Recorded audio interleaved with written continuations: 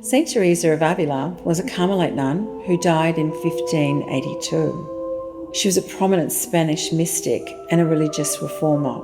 In August 2024, with the Vatican's approval, Saint Teresa's tomb was reopened, allowing a research team from the Gabriele d'Annunzio University of Chieti-Pescara to study her remains. The goal is to learn more about Saint Teresa's life, her health, and the preservation of these historical artefacts. Professor Ruggero D'Anastasio of the research project team contacted me to reconstruct the face of Saint Teresa. The team provided a range of data to approximate Saint Teresa's face, detailed anthropomorphic measurements, and X-rays taken from various angles. Other important sources of data from the time Saint Teresa lived included a painting by Father Giovanni della Miseria and a detailed description of Saint Teresa's facial features by Sister Mary of St. Joseph, who lived with the saint.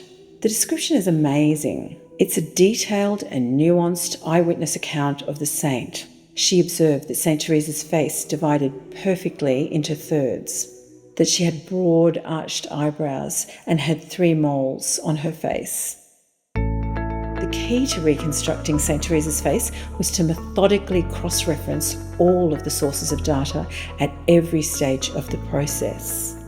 I started by reconstructing the skull in clay using the anthropomorphic measurements and X-ray images. I placed the mandible correctly and sculpted teeth to replace those which had fallen out post-mortem. I then used a combination of forensic facial approximation methodologies used in the US and the UK.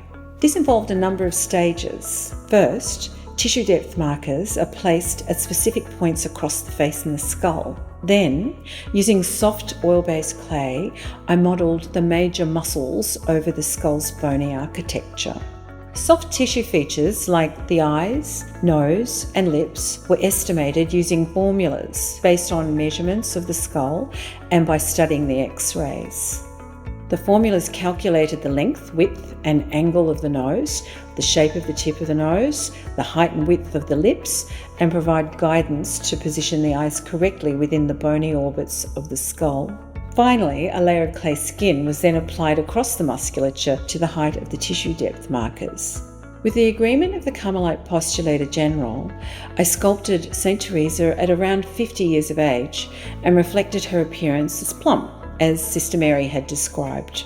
The veil, wimple, and robes of Saint Teresa were based on specific paintings and guidance provided by Father Miguel Angelo Gonzalez. The world has changed so much since Saint Teresa was alive in the 16th century. Modern technology enables us now to recreate faces from the past based on scientific data, which means that this sculpture could be the most accurate depiction of how Saint Teresa really looked in life. It has been an honour to do this important work.